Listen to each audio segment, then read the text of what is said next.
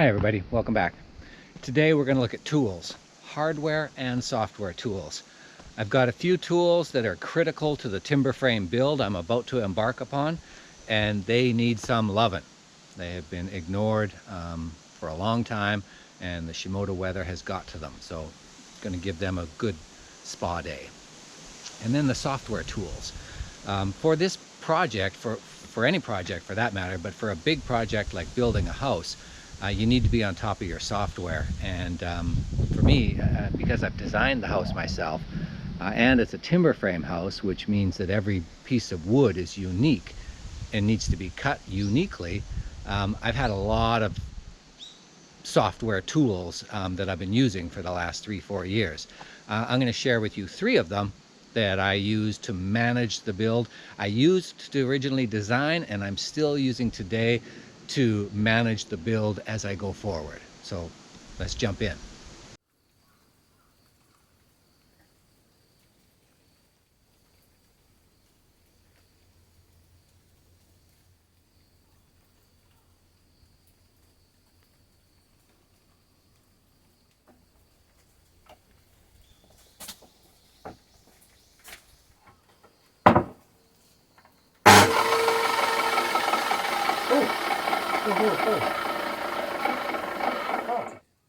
Let's just see.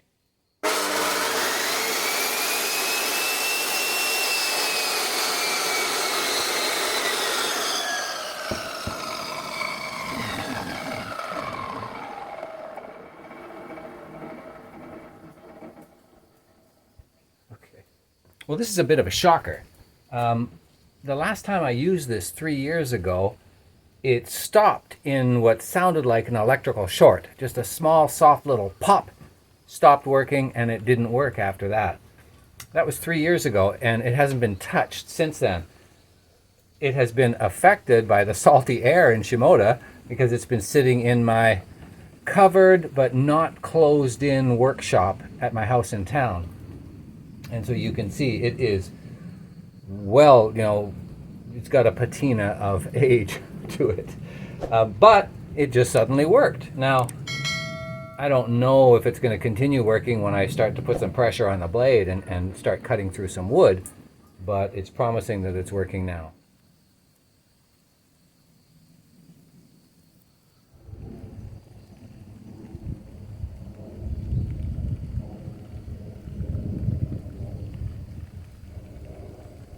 Yeah, this is not a day for woodworking outside.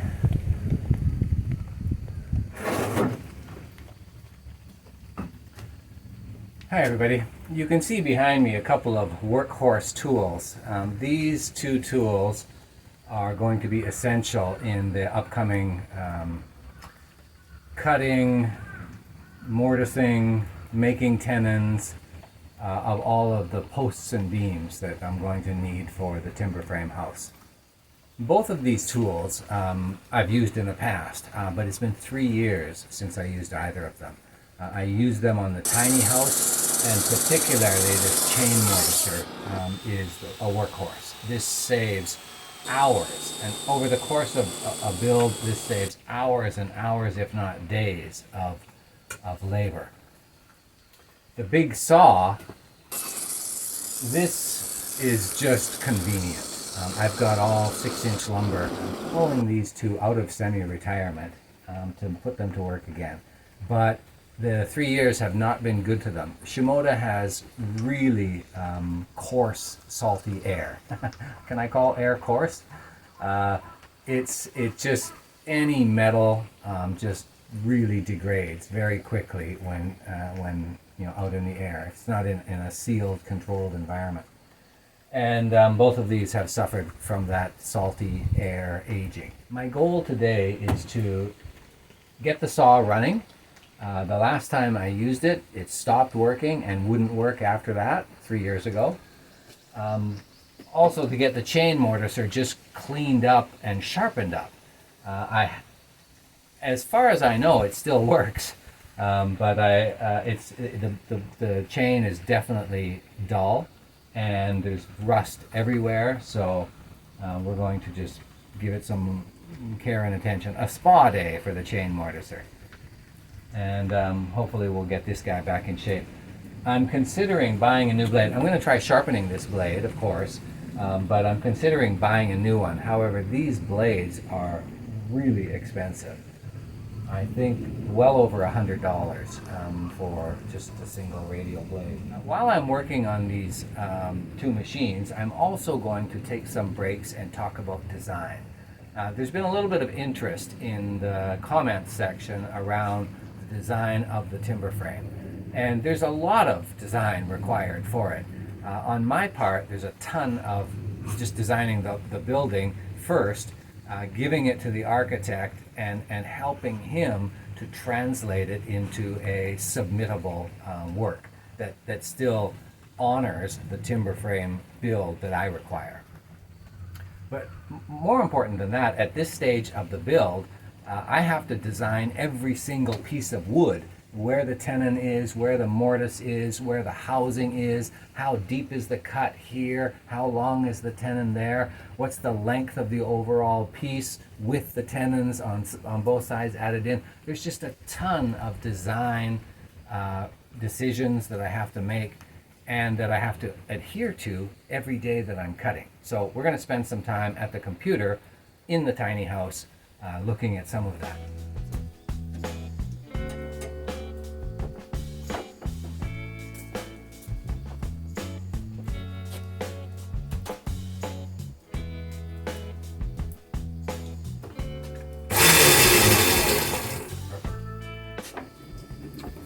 Okay, that's the most important test. It still runs. As I said, this is a workhorse. It saves me hours of time before, and it will save me many hours of time on this build. Now I'm just going to take it apart as much as possible and see if I can get it cleaned up. There's two areas of focus. One is sharpening the chain. Two is perhaps replacing these rods right here with a couple longer ones.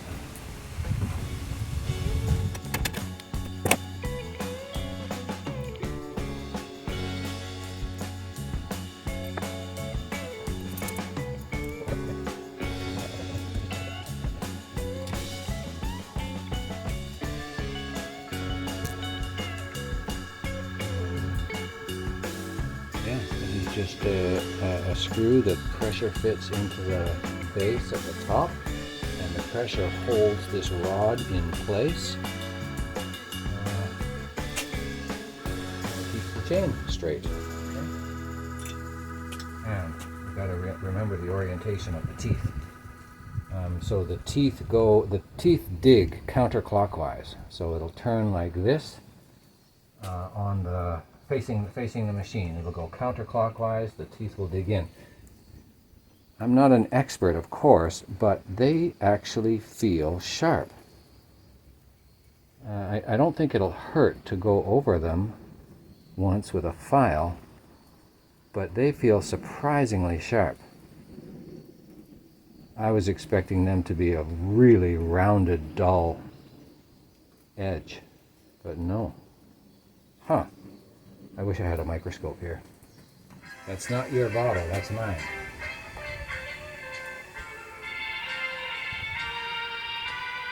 Good girl. Good girl. Good girl. You have to be patient. I'll give it to you when I'm finished. Good girl.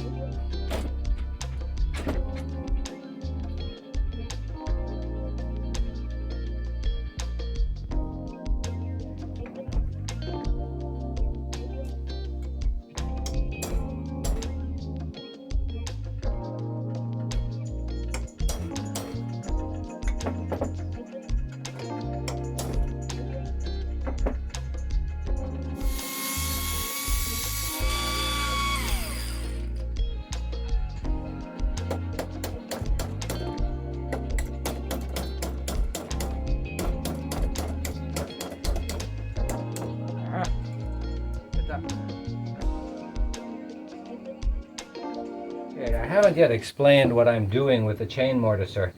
When I bought this 4 years ago or so, I bought it on auction for under $100, and it did the job fantastic. The only problem was it's got these short rods holding the clamping mechanism in place. The clamping mechanism clamps it to the log or the beam or the post so that you can safely, so that it's locked in there and you can safely mortise away. Unfortunately, the Japanese model is a shorter model. The US model comes with a much longer set of rods so that you can clamp onto bigger pieces. So I could never successfully clamp this down when I was working on my posts and beams for the tiny house. And several times it would, as I'm mortising, it would jump away and just race across the wood, scar the wood, damage the wood. So I bought these American rods, or the longer rods anyway, and I've been sitting on them for 3 years. So now I'm just trying to replace them. I've started with the easy side, and the pin, which is just a pressure fit pin, came out successfully. So I can fit in at least one side with the longer rod. I'm not out of the woods yet, because the more difficult side with these handles is next.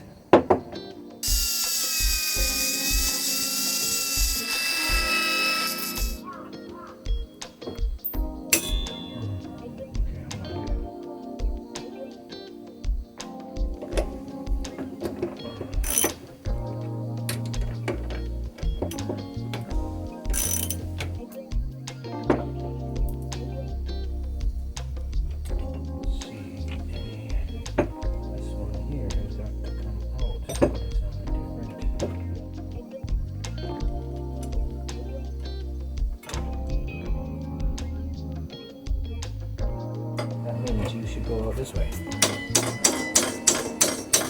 Yeah. Look at that. Oh, come on. Please. Come on. I think you're coming.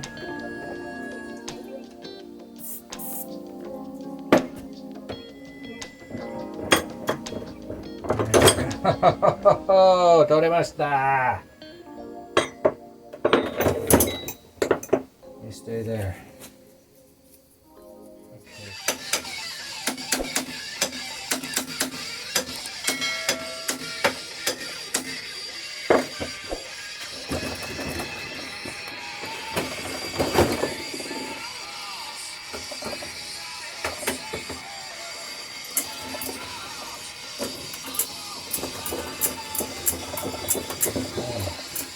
Bushing is back in, this barrel bushing.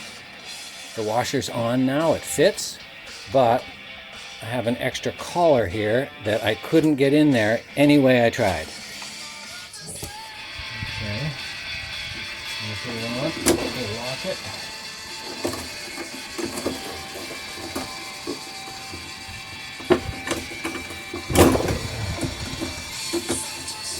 See, that bearing needs to go in there. Big screw right there. Okay, this pressure fits in there. This sits in there like. I think that's perfect.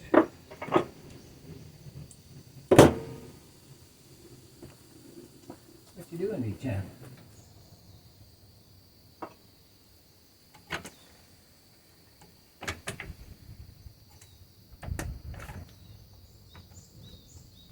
Gauge, you only want to lower it 2 millimeters, something like that. Okay, it's locked in place. And then this one is your tilt. Yeah, that's your tilt. The wood. So we plug it in, we give it a try.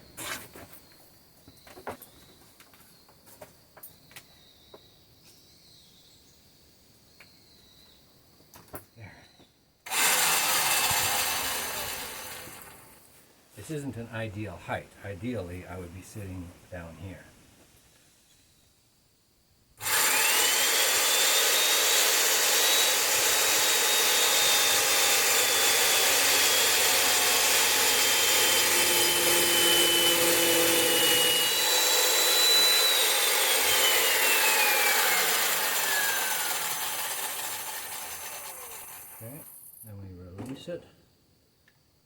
shouldn't have to.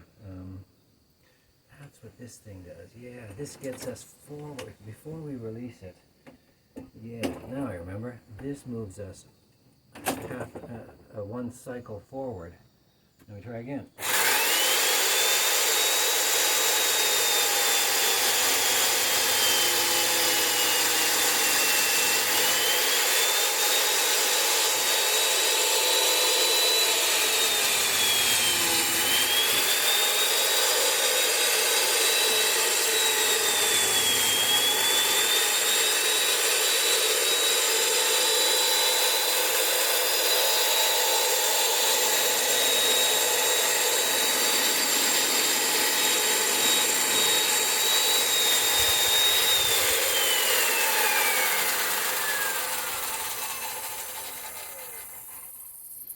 Okay, then you release it back to the main position, you unlock it, and you move it to a different position.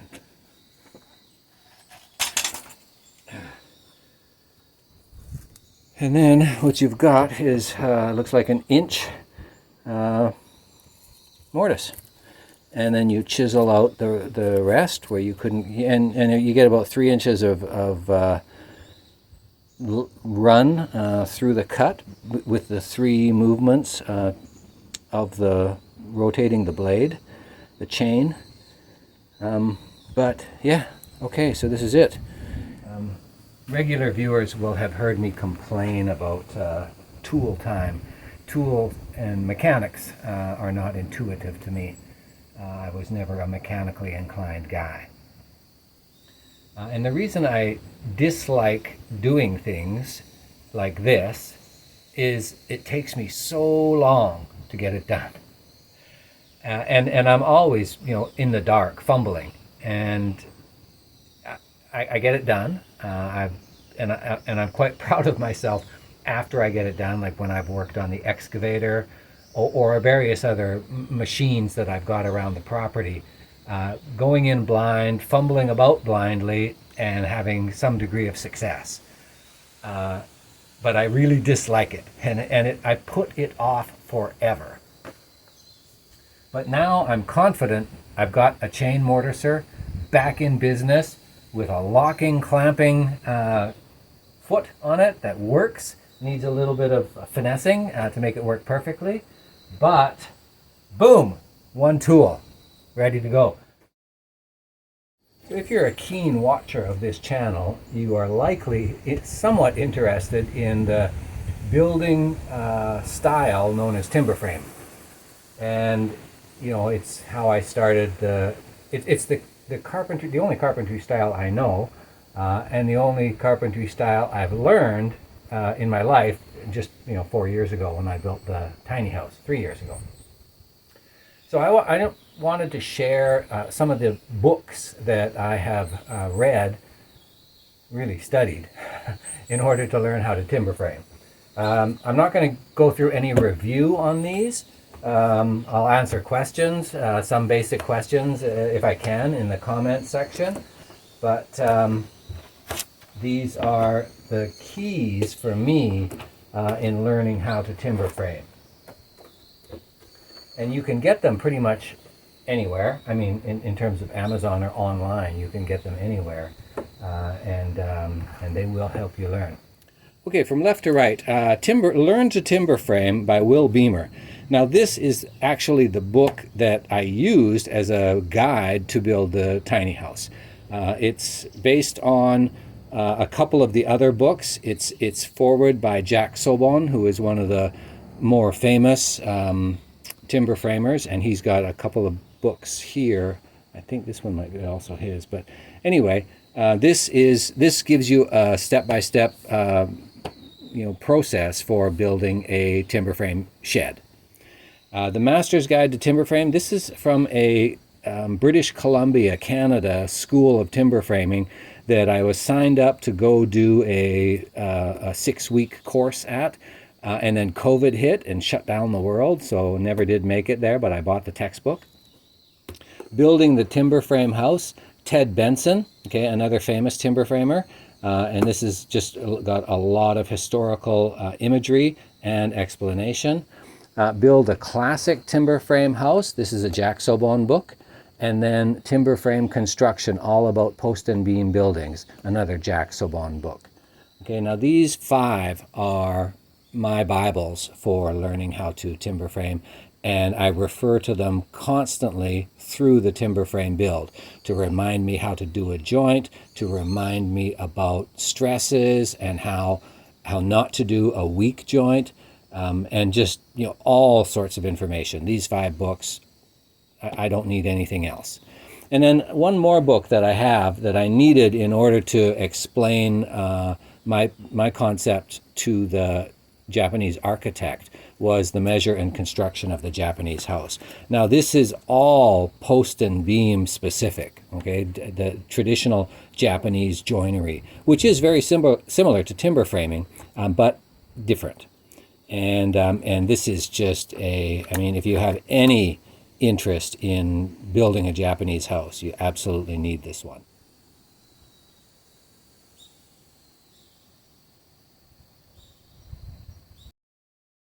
We're going to take a little break from the tool maintenance and talk a little bit about design. This isn't going to be a long explanation, but I just want to share with you my process for following the paperwork in order to follow my build and make sure my build goes according to plan.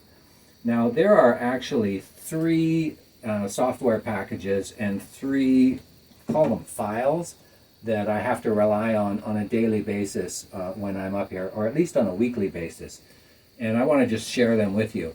The most important file for me is my SketchUp file of the actual house in its entirety. Now, I have several versions of this file, but this one that we're looking at right now is specific to bents. On the left-hand side, I always keep a call it a model, an unchanged and unchangeable version of the house with the exact dimensions. And then I copy that to the right, and then I start working on a specific part of the house. In this particular file, I'm working on the bents. They're all colored in green. I have a separate file, just like this one, for sills, which we have already discussed and built in the last video. And then I will have another one for the roof structure and then supports, etc., etc. Now, the way that I use this file is I will come, and the reason I have it here on the mountain with me every day is I will come here specifically to check a measurement or to confirm a distance from a mortise to the end of the post, for example, or the length of the tie beam. I will come in here and I will just remind myself, okay, this tie beam, it's 3,325 mil, and it has a mortise on each end. Okay, that's just a reminder for me. But I don't want to mess with this this particular file because it contains very specific information. I don't want to write over the information. I don't want to save it in the wrong way, and I don't want to screw up this file in any way. So I also have a PowerPoint presentation. It's not a presentation, it's just a file for my own reference where I look at that, each particular job that I'm doing. So, for the last video, I had a page on sills, which just reminded me of the size of the sills, gave me some pointers, etc. The more important one for me right now is I'm going to do the posts. Okay, these are the main posts for the 4 bents, and right now I have separated out information related to bents 2 and 3 only. Okay, that would be the 2 middle bents. And I'm focusing specifically on the 2 front posts, the 5-meter posts. So in this particular page, and this is designed to be printed out if I remember to do it on the way up, stop at the 7-Eleven and print this out so I have it with me over in the work area. But it reminds me of, first of all, the orientation. At the top there's a full mortise, at the bottom there's a partial mortise. The total length of the beam is 4.756, but there also has to be an 80 mil top mortise and a top tenon and a 30 mil bottom tenon. So this is critical information for when I'm out there with the saw in hand. And then, you know, there's going to be several mortises on this post. There's going to be a through mortise down here. There's going to be a housing. I called it a mortise, but more accurately it's a housing. And I need the dimensions of that. I need the depth. I need the height, the width, etc. And this is my page that I will have to refer to when I'm actually cutting this post, these two posts. Okay? And then the third file that I have to refer to regularly it's called my cut list file. I keep it in Excel, and this isn't my brainstorm. This comes from a guy named Jim Rogers. He calls himself Mr. Rogers. But this guy, if you're into the timber framing world, this guy's pretty famous. He runs the timber framing forum online, timber frame, you know, ask and advice type of place. Just a huge wealth of information. And he created this template and he gave it out to the public, said use it as you wish. And so I'm using it. And what I do is I have a sheet for every major, you know, element of construction. And so the first thing I'm going to do is either focus on bent 1, bent 2, bent 3, or bent 4. But in each of these sheets, as I'm building out bent 1, I have a cut list here. Right here, I have a bottom tenon, 30 mil, one of them. Okay. Once I do that bottom tenon, I check it off. Okay. And then, you know, there's always a summary at the end of the day. How many cuts do I have left? 28. How many have I done? 1. Okay. So if I do the top tenon, I'll do that, 1. The top tenon peg holes, I'll do that. There's 2 of them. The middle tie beam housing that I just mentioned, do that. And then I'm done for the day. Well, I've done 5 cuts, you can see here, out of 28. And you know, this is what I come back to tomorrow. So this allows you, if you've set it up properly, this allows you to track all of your cuts and not miss any important ones. What is really important about this is to stay on top of this file, right, and keep updating it. But that's the way that I manage my timber frame build on a day-to-day basis. Okay, 3 files, 3 applications, 3 different purposes, and each one, you know, critical to success, I think.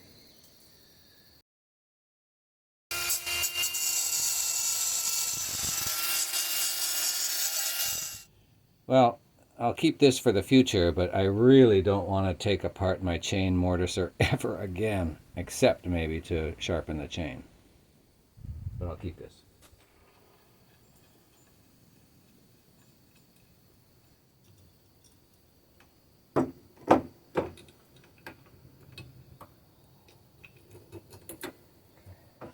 Okay, now as I said, these feel very sharp. But the cut that they left on the test was pretty ragged, so I'm going to give these all a good sharpening right now. I just have to figure out the best way to do it, the best tool to use.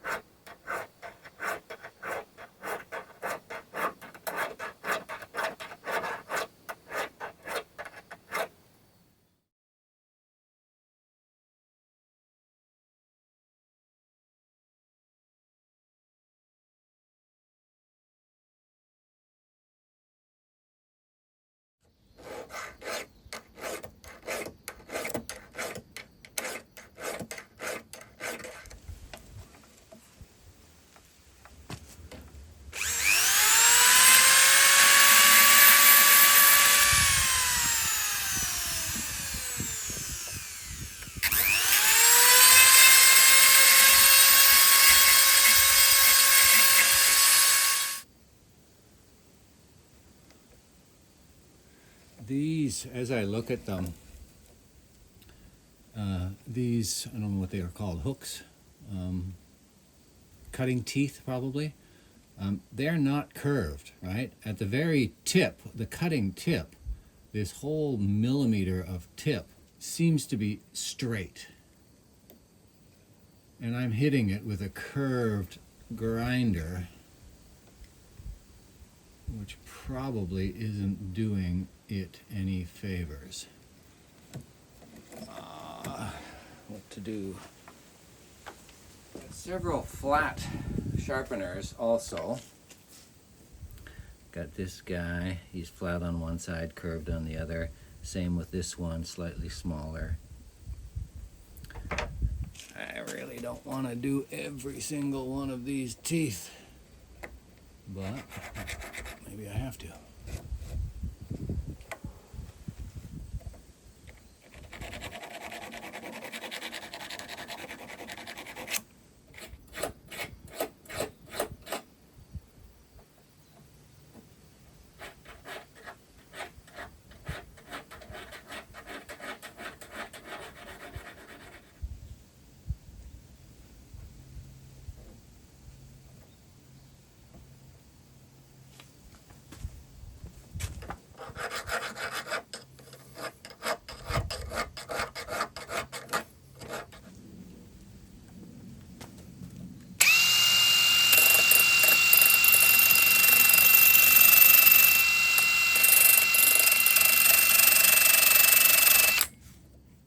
Ooh, ooh, ooh.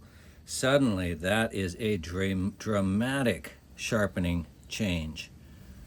Ooh, let's try this again.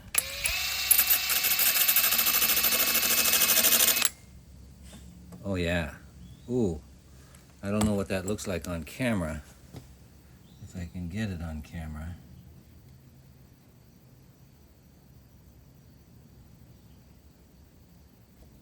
Probably not. But that is a game changer.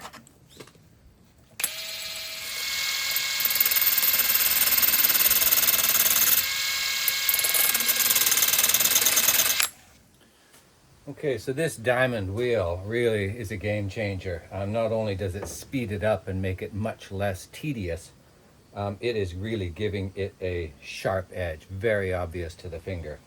So I still have, I don't know, about 300 teeth to do, so let me finish these off and move on to the saw.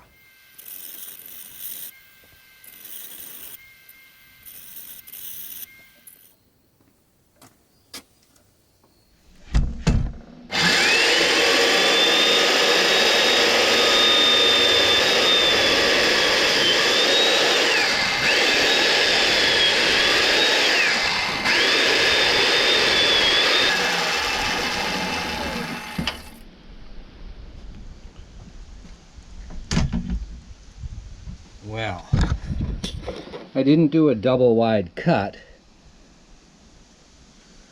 but it's pretty obvious that that's a much cleaner. I mean, there is not a bit of tear out on this curve right here. Little bit of tear out right here, but nothing compared to this. This, I guess it would be viewed the opposite way. This would be equivalent to this one. Still much smoother, very little tear out after the curve ends. And then going through a knot right here, which is always a more difficult exercise, came through nice and clean. And look at the very end of the cut. I can say that I'm pleased with the sharpening. Maybe have to do it in a month or so, depending on how many mortises I have to cut. But chain mortiser is fixed.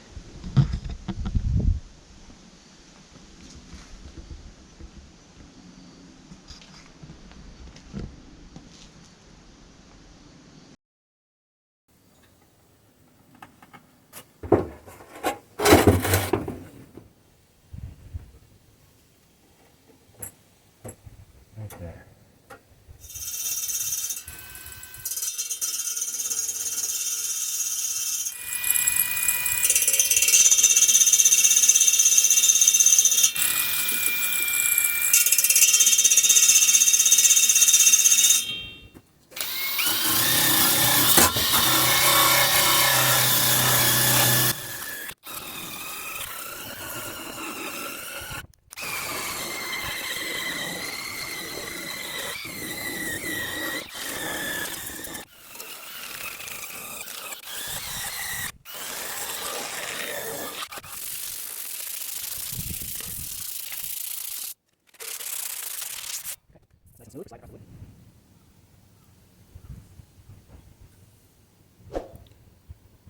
This old girl, she's effective, but she doesn't do a 45-degree angle anymore.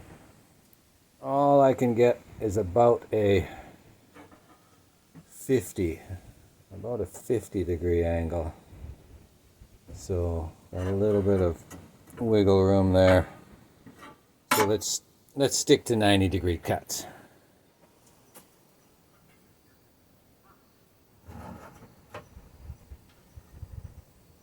Okay, now we'll be sure to have when we take off the ends of our posts and beams, we know that they'll be square.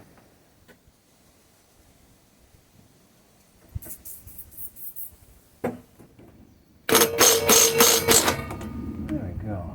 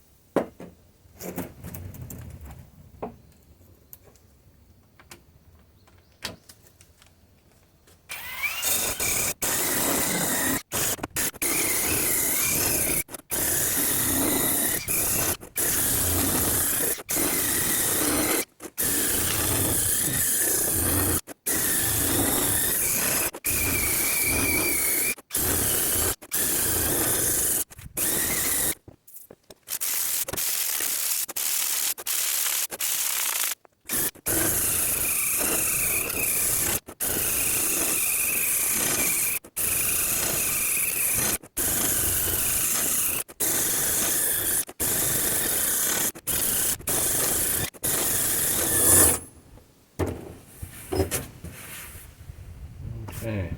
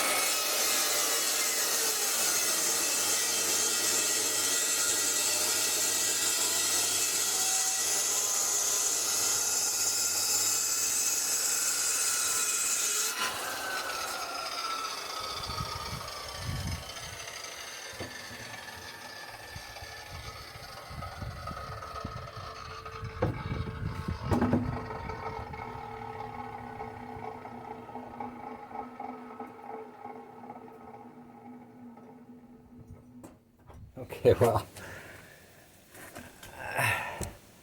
I don't know if I want to go out and buy a $100 blade just yet. I noticed when I powered up that the light started flicking. The cord is in really bad shape. So whatever short happened 3 years ago that caused it to stop working, I just have my suspicions it may happen again. I was just cutting through a 2x6 here, and it still struggled a little bit. So I don't know how it's going to handle a 6x6. I don't have one here to cut right now to test. Anyway, I've given her the best spa day she's ever had probably in the last 20 or 30 years. And the teeth are all sharp. Everything's clean. The sliding surfaces are clean. So I'm happy with the result, and she cuts a 2x6. Let's just wait and see about the 6x6s.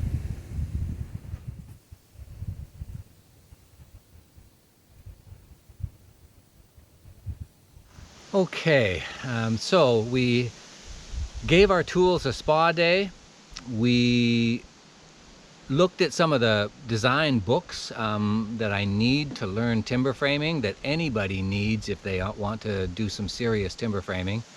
And then we looked at the software tools to help me stay on top of my build. I hope some of this was helpful to y'all. And it's pretty critical to me going forward. So thanks for hanging around. We'll see you soon.